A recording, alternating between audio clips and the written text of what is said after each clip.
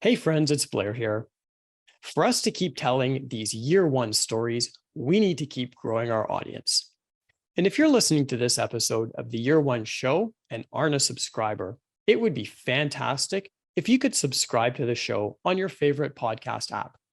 Now, look, we don't expect you to listen to every episode, but we just don't want you to miss out on any personal marketing, job search, and career guidance goodness when a new episode drops. So please make that click to subscribe, and thanks a bunch for your support. Now, let's get this episode started. Hey folks, it's Blair here. On this episode of the Year Ones, we're chatting with Alex Carter. In his year one-ish, Alex works as a search engine marketing manager at Saatchi Saatchi, a global advertising agency that's part of the Publicis Group.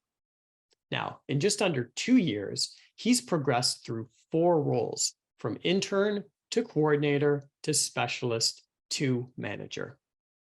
So some of the things that Alex and I discuss include the progression of these roles and what changed with each one. Which brand stands out to him as the king of content by being memorable? And why you need to spend the entire budget you're given, not $1 more or $1 less.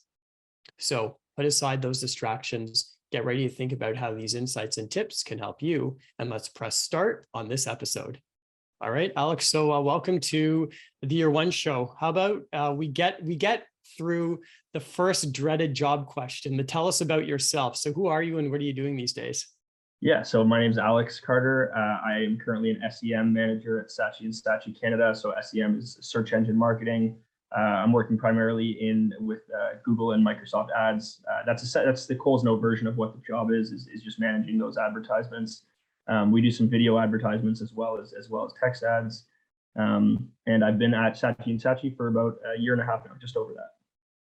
Awesome. Well, we'll dig into the specifics about it a little bit more. But before we get into that, tell folks about Saatchi Saatchi. What's the organization like and your specific, I guess, division or team within it? Yeah, so Saatchi Saatchi is it's a full service marketing agency. I actually believe it was started in London, UK, many years ago. It's now owned by a Publicis Group, and the department that I work in, which I would say is the largest department of Saatchi, at least Saatchi Canada, is the search engine marketing department. So it's a little bit of a sub agency within the agency. So we call the search part of the agency Synergize, and that's almost referred to like a separate agency, even though it's still within Saatchi Canada. Got it. Yeah, some of the agencies with the holding companies and the different structures, there's an interesting kind of mix there. So, well, how does that work? Do you within, I guess, your Synergize group, do you work like independently of the other Saatchi parts? How does that actually kind of work itself? Do you work on or do clients cross over to the other divisions or groups? Yeah, that's a good question. In general, I would say we are pretty siloed. Like it's not a ton of cross collaboration with the other so I guess agencies within Saatchi. There might be some crossover if we need, say, a creative ask done. We would ask the creative team to do that, or translations. We have certain people who can do some translations if we're showing ads in different countries. I would say there's actually more cross collaboration with other Publicis agencies that are not Saatchi. So there's a lot of Publicis agencies that are based all around the States. For example, we work with a media investment team who's based in Chicago, and I would say it's less within Saatchi. It's kind of funny how it works out. It's less cross collaboration within Saatchi, and I guess more within Publicis Group. Not that makes much sense, but we have folks who've worked in some of the other, or the different holding companies and everything. And it's one of those, we try to clarify things as best as possible, but it's typically pretty murky and kind of confusing for most folks just getting into it anyway. A little bit, yeah. I'll have to find a way to I don't know, do a more formal breakdown somehow at some point to really help folks out. But I'll do some digging for an organizational chart. Yeah, you know what, that would be helpful. See what you can find.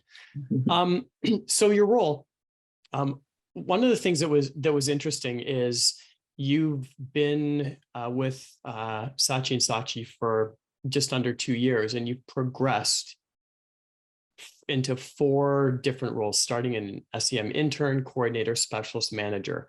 So let's maybe start with what your role is like as an SEM Manager, and then maybe we'll see, we'll kind of dial it back and discuss how things are different. So I guess first, as an SEM Manager, what's a typical day, or what's a typical week like doing the work that you do as an SEM Manager in a global agency?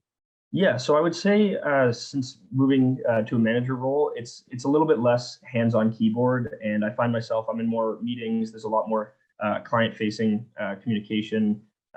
So where I might have had an hour and a half, 2 hours, 3 hours tops of meetings prior to becoming manager, it's minimum I would say 3.5 hours of meetings per day. Maybe not quite that high, but it's a lot more time within meetings. It's a little bit less hands-on keyboard, a bit more decision making and strategy. So for example, a client will come to us with a problem, they'll ask for our opinion, and I'll kind of work with the specialist coordinators and interns on the team to come up with that solution. And I've of course got a boss as well who's in an associate director role, so he oversees the entire thing. But I would say that's the main difference is less. I'm still in the accounts every day. I still need to have my fingers on the pulse of everything and know what's going on. But it is more strategic thinking and working things out with clients than it is kind of on the back end, fingers on keyboard. Do you manage more clients in this role as well, or no? It's just the kind of the type of work, like you said, is different. It's less hands-on keyboard. Yeah. So as you mentioned, I've been in a few different roles since being in Saatchi, and I've never worked on more than one client at a time. There are a couple of smaller clients that might get to put with one team, but for the most part, I've just worked on some of the bigger clients that we have, which take up more than enough time. I'm not sure you'd want to take on a second client at that point. Got it. And what sort of, but you know what, actually, let's maybe talk about the progression with the different roles, and then we'll get into some of the skills. So what's the difference going from intern to coordinator to specialist to manager? Some of the, those main things that you saw, how the role changed. Yeah, so similar to any internship, when you're an intern, I feel like there's not a ton that's like you're obviously in the accounts, you're doing tasks that are asked, but it's less things being asked of you and more watching what the rest of your team does and retaining that. You're really expected to just pick up as much knowledge as you can, ask the right questions, be curious, really. Just because when it comes time to hire a full-time position, like almost every single company would rather hire internally. And the role of an intern is really just to sit back and learn and be ready for that opportunity when it is time. I would say the biggest change going from intern to coordinator would be, actually carrying out those tasks, you have a little bit of client communication, but that's more with the specialists and managers. Some of the day-to-day tasks though, like when you're an intern, you wouldn't necessarily be budget pacing, managing the funds, or anything. You might do some keyword research, some ad copy creation, but it's really when you get to be a coordinator that you start three times a week. I'm in the accounts, pacing, making sure we're not overspending, underspending. You're looking at performance trends. So if you see something unusual or an anomaly, you kind of dig into that. If you're a coordinator, it might be less expected of you to come up with that answer right away, but it would be expected that you notice that trend, point it out to somebody who's a specialist or a manager, and then work with them to figure it out. I was in a bit of a unique situation. My jump from coordinator to specialist, I would say actually wasn't that great of a jump in terms of the roles and responsibilities that I had. I think when I was a coordinator, I was kind of already doing a lot of the tasks that a specialist would be tasked with. So I think it was more a case of them just kind of catching up my title and obviously pay to that. So I would say my role as an coordinator and a specialist was relatively similar. I think I would say I had a bit more opportunity for client facing communication once I was a specialist. So like I'll give you I'm going to keep it mostly general, but I can talk a little bit about some of the clients that we've had. But Totally understood. yeah, so when I moved from an intern to a coordinator, I moved over to the Toyota team, specifically Toyota in the Gulf states. So that's like Texas, Mississippi, Louisiana, Arkansas, Oklahoma. And so when I was so obviously their main part of their business is their new cars. But as a subset of their business, they also have a parts and service section. So people getting repairs, people getting service, and they advertise for that as well. So that was honestly, I would say that was the perfect kind of diving board for me to, when I became a specialist, I after a short period of time, I kind of started, I guess, for lack of a better term, owning the parts and service portion of the business. So that's where I really started getting experience with talking to clients, presenting results, insight writing, stuff like that. Got it. And is I guess without giving things away, and when you kind of mentioned that, like, is parts and service a smaller business than like new cars, and you were given I guess a smaller piece of the bigger pie in order to sort of start to develop and then possibly expand into some of the other Toyota categories from there? Yeah, well, in a way, yes. I would say it's not like that was planned out for me, where it's like, okay, we're going to give Alex this small part of this and then see how he does, and then kind of move forward with more responsibilities. It's just kind of the way it worked out. After a couple of months on as a specialist, as a specialist on the Toyota team, I started just being given some more tasks on parts and service, and I ended up presenting doing a reporting call 1 month, my first one ever. Very nerve-wracking, but it ended up going fine. And then kind of from that moment on, I think it was more, it was helpful to my boss because it is a smaller part of the business, and it was something that he didn't quite have to worry about as much. He could focus more on the new car. That's not saying that, like, I did plenty of work on new car as well. I'm still in there budget pacing 3 times a week. I'm writing the new copy, carrying out experiments in Google Ads, stuff like that. But it was I would say that was really good experience to almost own that piece of the business. And if there was an email that would come in about parts and service, my boss could maybe let that one go, and then I would take it up and respond to the client or implement whatever they were asking me to implement. It's interesting if you kind of read between the lines, just on the, like, I guess you can assume this, like, the importance of search and the scale of the business. So you're working for Toyota in some, well, I guess Toyota, maybe North America or something, but for what was it, like 4 states out of the 50 some odd in the US. So there are other folks who are dealing with other states and whatever, provinces, states, whatever, other regions. Yeah, so there's other Saatchi actually has a couple pieces of Toyota business. So there's also like, for example, Southeast Toyota. So that's like Florida, Georgia, Alabama, those kind of states. And then there's a few different regions that we're responsible for within the larger Toyota group. Yeah, it's interesting to hear. Just again, we're talking in the context of a large agency, how specific and focused it gets. Do you find, like, just with, I guess, with doing search and understanding, like, did you get any insights? Like, do people look for things differently by state? Or are they asking different questions for parts for their car or for their Toyota? Yeah, a little bit. It's kind of funny you asked that. Like, there are certain insights that we have to be on top of. So, like, for example, we started like, there's the biggest part of that business that I was working on was the English side of things. But because we're in some of the southern states with a larger Hispanic population, we also need to run those ads in Spanish as well.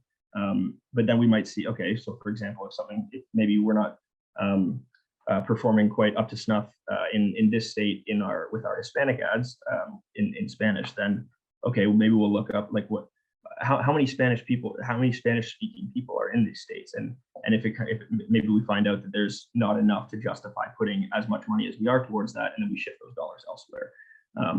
And this stuff, like, as well, like, you see a large number of trucks going in Texas, for example, whereas another state like Mississippi, it might be a sedan. Like I'm just making that up right now. That's not an actual. But you do see things like that. For example, like you might see on the parts and service side of business of things that people who own trucks might have a higher propensity to try and fix them themselves than someone who owns a sedan. Again, that's not exactly something that like is an insight that we had, but it's stuff like that. It's really interesting just from like a targeting perspective, right? How specific you get in these little just changes in behavior that can influence what you actually do. Yeah, exactly. And so we also might run a test. So if we have an inkling that a certain location within that state is more likely to perform well for trucks or SUVs, you can put like a bid adjustment on it. So, okay, I want to bid 15% higher on these keywords in this location than in this location. And then you run that test. Maybe it works, maybe it doesn't, maybe you were wrong and it was just a coincidence. But you're constantly running little tests like that in search, I find. And do you, like, when you just on this topic, like, would they be like A/B, like, would you put them under like an A/B test type of thing? Is that how you call them, or no? What? Yeah. So I would say predominantly the ones that I would run are A/B tests, where there's actually a section in Google Ads where you can create, it basically duplicates the exact same campaign or ad group or ad, whatever you want to test. And then there's a section where you can change variables. So like you go in, maybe remove an audience from one or add a different keyword type to one. And then you can split the budget 50-50, you run them alongside each other. And so they're guaranteed to get the same amount of, or a similar amount of impressions. It's just a matter of which one actually performs better in terms of clicks and conversions. Got it. So let's maybe on the topic of A/B testing a little bit, which is one of the things that like an essential skill for marketers. What are some of the, like the marketing or technical skills that are required in the work, regardless of the role, and in the work that you've been doing in search engine marketing with Publicis? Yeah, so I spend 75 to 85% of my day within Google Ads or Search Ads 360. Search Ads 360 is just it's connected to Google Ads, and it's a way where you can manage different ad types at once. So you can also have video ads in there. You can have search ads. You can have you can even connect it with your Microsoft Ads account. So you can have your Microsoft Ads and Google Ads all in one spot. So I would say like the most important thing is understanding, and this kind of goes back to being an intern there. The most important thing is understanding how that platform works. There are like so many different tools, so many different functionalities that I'm over a year and a half in, and I guarantee you there's a number of things that I don't know how they work within Google Ads and Search Ads 360.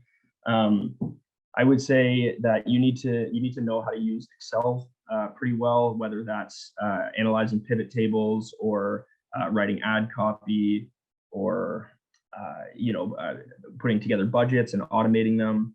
So like you can automate your pacing document, for example, so that every single day at midnight or whatever time you set it to, it'll refresh and pull a new set of data from SA360. So that's always updated in real time, that kind of thing. So hold on a second. So Microsoft Excel is a spreadsheet type of software, and you just talked about writing ads in Microsoft Excel. So yes. Tell us more. Why would you write ads in Excel? So we create bulk sheets where there's, I guess, one program I didn't mention. It's called Google Ads Editor. And essentially it's hooked up to Google Ads as well, obviously, and it'll display all your campaigns, everything in one place. It's just a bit more condensed, I think, than Google Ads, and it allows you to do bulk edits or bulk uploads at one time. So when it comes to writing copy in Excel, you would, I guess I'll just briefly walk through a bit of a process, but you would have specific column headers. So for example, campaign, ad group, headline 1, headline 2, headline 3, and then you can list out the campaigns, the ad groups, and then what you want those headlines and description lines to be. And then because you have those headings already in place in Excel, you can actually just copy it and then go into Google Ads Editor, make multiple changes is the name of the button, click that. And then there's an option to just paste from clipboard. And because you already have those headings in place, Google Ads Editor recognizes that. And you can upload 200 ads at once if you wanted to. 200 might be, there is a limit. 200 might be it, but yeah. So when I talk about using Excel for writing ad copy or writing keywords, that's what I mean. It's essentially just so we can take them and upload them all at once, or do bulk edits. Does it help to, it might be a stupid question here, but does it help to actually write them like offline in Excel for whatever reason before you put it into the ad buying software? Like, why is Excel helpful for that? Other than like a bulk edit, but maybe that's really it. Well, I would say being able to do that all at once is a big time saver. Like, instead of having to write out each one, you can if two ads that are a few lines apart in Excel have the same headline, it's easy to just copy and paste it over. I would say another big reason that we have to do it in Excel first is we need sign off from all of our clients before uploading anything. And that's just the easiest way for them to sift through it, as well as add notes and make revisions if need be. Got it. Okay. Yeah, it's interesting. We talk about Excel comes up a fair amount in this, but it's never been mentioned as actually the place to write the ads in. Yeah, we do that, and then it's also used a lot for analyzing data. So it's very helpful if in Google Ads you can just download a data set, and then if you want, you can put it into a pivot table, sort by all these different categories, and then it's a super easy way to just analyze data for monthly reporting calls, or if the client has a one-off ask, you can just quickly download it.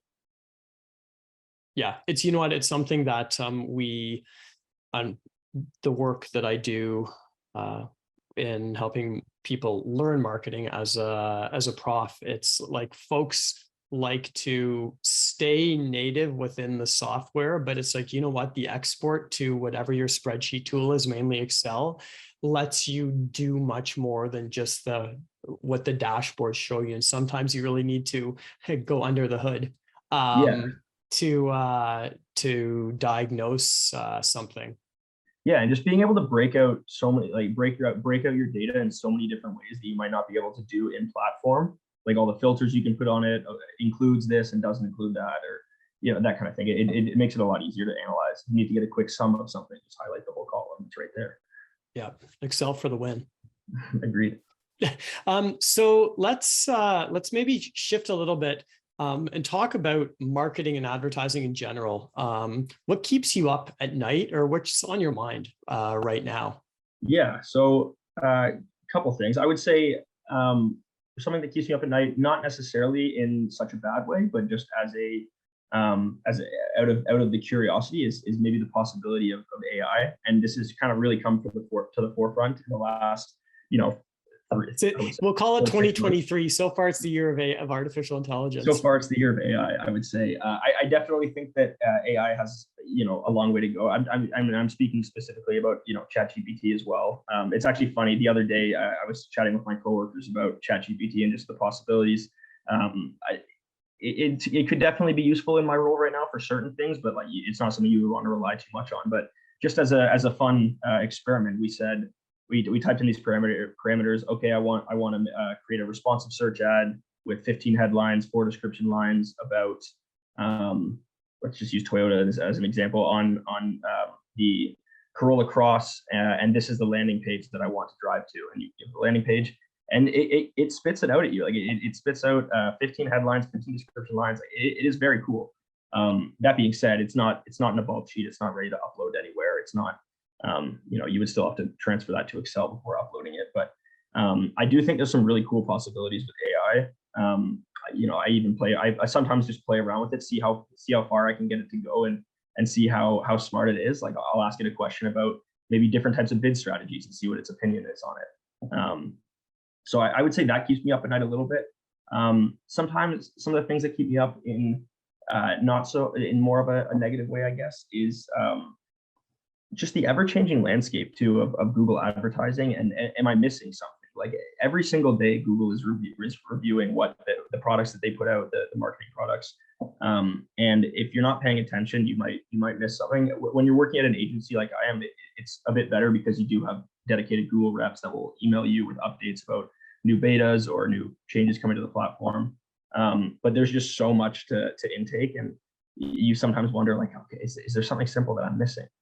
I would say as well is do I have enough time for anything, or for everything? I would say search is one of those silos of marketing where there's really never not work to be done. Like you could always be doing something.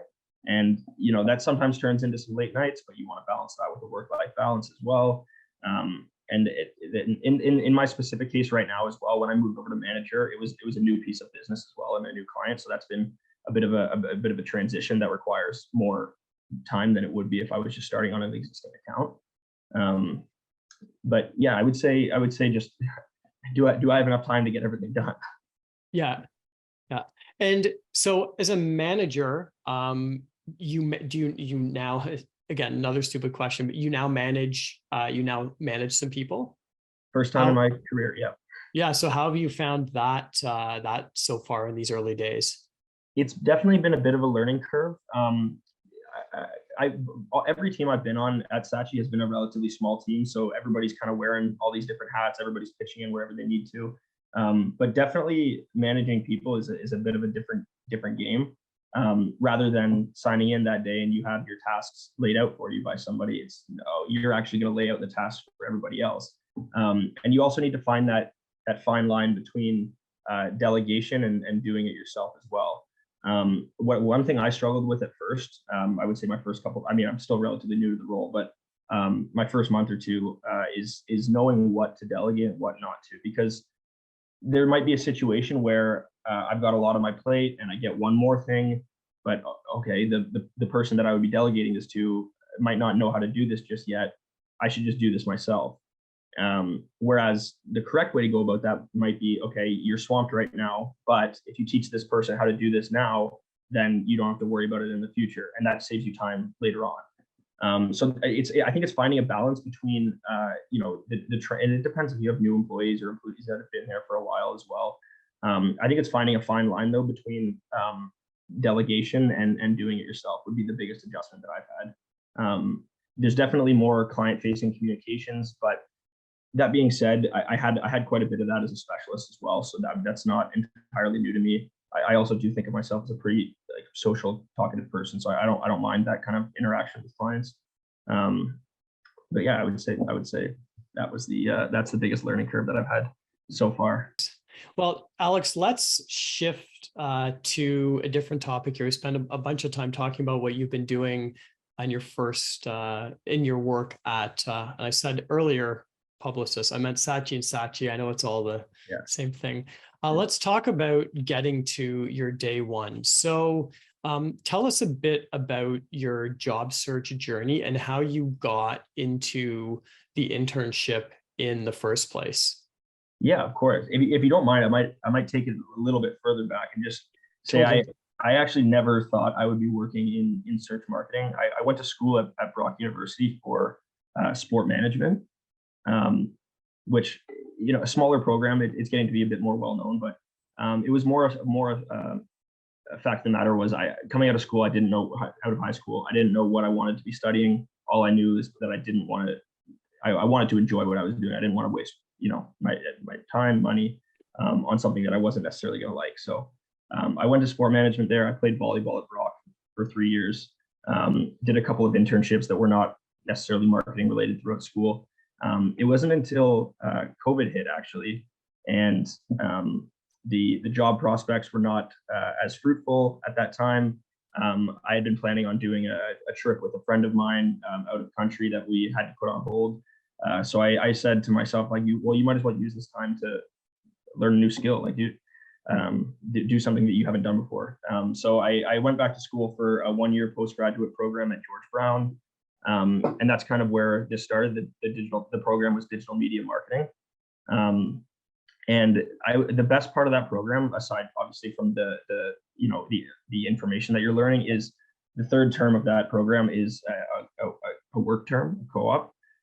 So it's you obviously have to do a job search and do the work yourself, but it almost is guaranteed work. Just you need that co-op to graduate the program.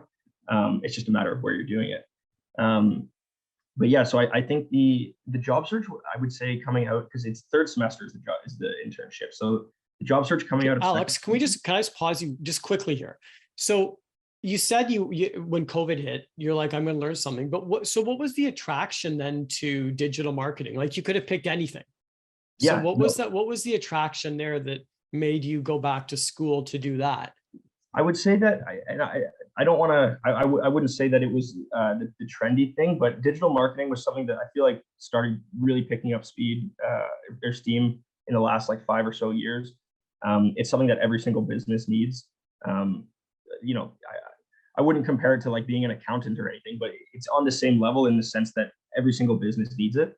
And I just figured that if I was gonna, find work in this time where work was not very plentiful, then I should maybe do something useful like that.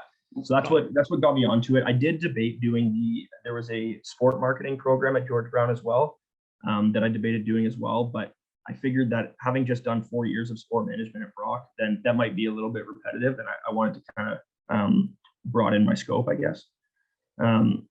But coming out of second semester and starting that job search, it was a little bit nerve wracking. I mean, you kind of started partway through second semester, but I think I was probably a week away from the end of second semester, and I still hadn't found myself with an internship. I had done the networking, any connections that I could speak to, I was speaking to. I handed off my resume a few times, and nothing really came about it. And then I got reached out to on LinkedIn one day by somebody at Saatchi and Saatchi. And a couple months earlier, I had actually spoken with somebody, a friend of a friend who had worked at Publicis, and they didn't have any openings at the time, but they said, if hand off your resume, and if you're looking for internships, or if you're hiring for internships going forward, kind of put that resume in the pool of resumes. So I don't know how much this specific conversation had to do with me getting the job or not. As I actually I haven't crossed paths with that person again since. Okay. But yeah, I ended up getting reached out to on LinkedIn and did an interview. And I think I started my internship a little bit earlier than most people in my program. I think third semester technically would have started like early to mid-September. I think I started my internship the end of August, August 27th, I want to say it was. So you didn't have anything coming close to when it should have started, but then it kind of sounded like it happened quickly and you started sooner than some of your other folks in your cohort.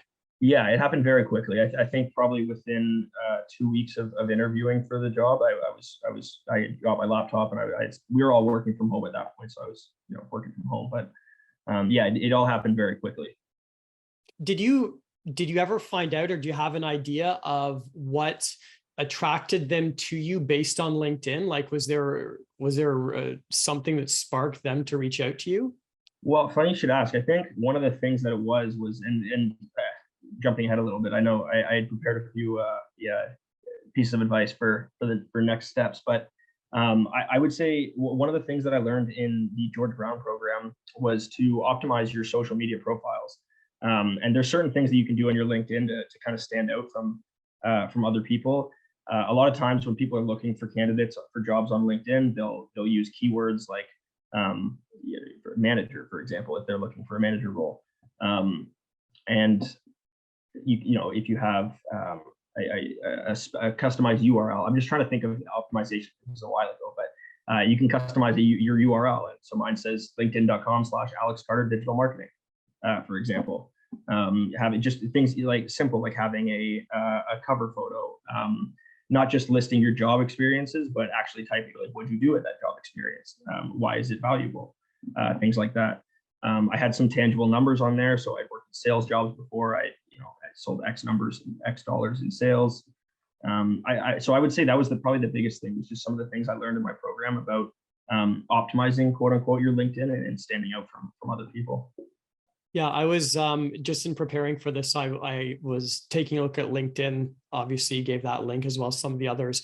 And that was one thing that stood out. Like it's organic search, right? Social search optimization will say you did a good job of putting in some of those even specific marketing keywords, like I think search engine optimization, in some of these specific roles. So doing some of that in a way that is genuine. It's like your LinkedIn right now is a nicely kind of optimized and tells a nicely developed explanation of what you did. Yeah, and so I would actually say that could be a piece of advice for anybody watching or listening to this that's going through a job search right now is just try and beef up your LinkedIn a little bit as well. Like you never know. Maybe something, maybe nothing will come of that, but maybe you show up in a searches because that could be the difference between getting a job or not. So it's always worth doing. Yeah. So what was the hardest part of the job search? What was the hardest part of the job search? I would say, like I mentioned, because I kind of cut it close, not by choice, but just coming up on the third semester of school. I would say the hardest thing is kind of keeping your head up and not necessarily focusing on what the jobs that other people aren't getting. Like I had classmates of mine who halfway through second semester already had an internship lined up for third semester. So I would say that it was super important to just not get down on myself for not having one yet. You know, just keep sending in your resume, keep looking at the job boards. George Brown does such a great job too of posting internally as well. Yeah, so I would say it was the hardest part. It wasn't because I was at George Brown and there was that necessary internship to finish and the program and graduate. I don't think it's not like it was a ton of pressure, but it's hard to not compare yourself. Like it's natural to compare yourself to what other people in your program are doing and what, the jobs they're getting, job offers. So I think just kind of staying in your own lane, keeping your head down and focusing on what you're doing. Did you, with your background in sport management, were you looking for work in that industry ideally, or that wasn't an important factor in the search? I would say, oddly enough, it wasn't as important a factor as you might think, having spent 4 years doing sport management. I think it's one of those things like this, it's a skill set. Digital marketing is a skill set that can really be applied to any industry. So I think at the time, my thinking was, okay, why don't you go somewhere, get your foot in the door, and then working in sport is something that I still want to work in sport one day. That's something that you can always kind of look for in the future once you've kind of not necessarily made a name for yourself, but you've got a bit grounded within the industry already. So I was probably I was looking for jobs in the sport industry for sure, but it wasn't the main priority. I was mostly just looking for something that suited me overall. Got it. So let's get to another typical job interview question. What's a brand or an organization that does good marketing? So Red Bull is my favorite in terms of the marketing they put out. It might not be surprising because I'm a sports guy and because I went to school for sport management. I just think that the things that they do as a marketing team are so memorable, which is it's what you're as a marketer, what you're striving for. You want to be memorable. You want people to remember what you showed them. And you see guys like jumping out of an airplane, the airplane drops down 200 feet and then picks the guy back up in the air. That kind of thing. It's wild stuff, and maybe it's not for everybody, but it's memorable, no doubt. And I could watch Red Bull advertisements on YouTube all day, and I wouldn't even feel like I'm being marketed to. You know what I mean? Like they've also got that entertainment value within their marketing. Well, yeah, they basically, they don't just advertise, they probably spend more money on their content creation and make these stunts, these experiences, these sporting events or athletic events or spectacles that you want to sit there and watch. So, and they do stuff, they enable people to do, they do sports, but beyond what the typical expectation is of whatever the basic sport is. Yeah, exactly. And it's almost like you're sitting there and these people are superhuman with some of the stuff they're doing. And I guess for me, it just comes back to it's memorable. It sticks in your brain when you see it. And that's the whole point of marketing. I think they do a really good job of that. The kings of. So Alex, let's start to bring it all together here with some things you've learned along the way. Is there starting off with a common rookie mistake that you see in the role or the industry, maybe a mistake that you've made yourself? Tell us about that. Yeah, so I would say this goes for all facets of marketing, but I'll talk a bit more specifically to search. But just attention to detail is so important. Whatever you do, whatever work you do is also being seen by your client and your boss. And in the case of your client, they're paying you money to do this work. Any mistakes that you make are noted by them, and too many of them can maybe affect their trust levels in you. I use this example sometimes. If you're specific to search, if you see a search ad with a spelling or a punctuation mistake in it, you're probably going to think it's either a virus or clickbait or something. Like, you're not going to click on it, because what massive company would have a spelling mistake in their ad? You know what I mean? It's important to just look over your work twice and make sure that, because that's such a simple thing too, like a spelling error or a punctuation mistake that you might not catch, but everybody else is going to. So there's that. And then the other thing I would say is, we kind of talked about it a bit before, but listening and taking it all in, and also just being curious and asking the right questions. So not necessarily asking questions for the sake of asking questions, and not necessarily like, oh, I missed this in this briefing, like, let me ask about it, because you should have been listening, right? I would say, especially as an intern, like I said, you're not really expected to do that much. You're really just expected to listen, learn, and retain. And then when it's time to hire someone full time, they know you're at least familiar with that process, and they're more willing to hire from within. So is there, and maybe this is restating something, but is there an important lesson that you learned in your year one, something good, something not so good, or maybe something was surprising or unexpected? Well, so I've got a couple like specific instances I guess I could talk to about, like, mistakes that I've made or issues that I had. One of which would be just like, I won't get into details again, but just there was one time when a client, I guess what I'm trying to say, when a client gives you a budget to spend, you kind of need to spend all of that budget. Whereas you might think, oh, okay, like we're not quite spending it all. That's okay. Like, they'll get the money back or put it into later months. It's like, no, because if you don't spend that money, they don't get the same budget for next year, and then they're spending, they're not happy, So that was actually one thing that did happen in my first couple months as a coordinator. Is just we might have been pacing at, like, 75%, and to me, I'm nobody else is like this. They're in the accounts too, so I'm thinking, okay, this isn't a big deal. And then we get a month later, and it's like, wait, we only spent 75% of that budget. So that's a specific example to me, but I will say that I'm not the only person in search that happens to. That's like a pretty common thing, I think, within search, either over or underspending. That's a lesson, though. Well, that's a good lesson. Spend the budget you're given, right? It's not like, Well, if I save money, it doesn't go into your pocket. Your bonus isn't any bigger. As a matter of fact, you might get less of a bonus if you don't spend the budget. You'll almost certainly get less of a bonus, I would say. I would say one piece of advice, I think, is just like, be humble and retain as much as you can. Like, there's always somebody that knows more than you do. Like, in almost all cases, unless you're like cream of the crop, you own your own business, etc. There's always somebody that you can learn from. And if you kind of go about your day thinking that, okay, well, I've been in this industry for X number of years, and I know what I'm doing, I've done good work in the past, I feel like you don't really grow as much that way. You really need to be able to, I guess, for lack of a better term, put your ego, it's not always ego, but put your ego aside and hear maybe a different way somebody has of doing something, a faster way, or just hear their opinions, really. In my case, like, I'm surrounded by so many smart people that have been doing search engine marketing for a long time, and sometimes that feels like it's drinking from a fire hydrant, and it's just so much information at once. But it's important stuff, and it really is important to take a step back and just listen.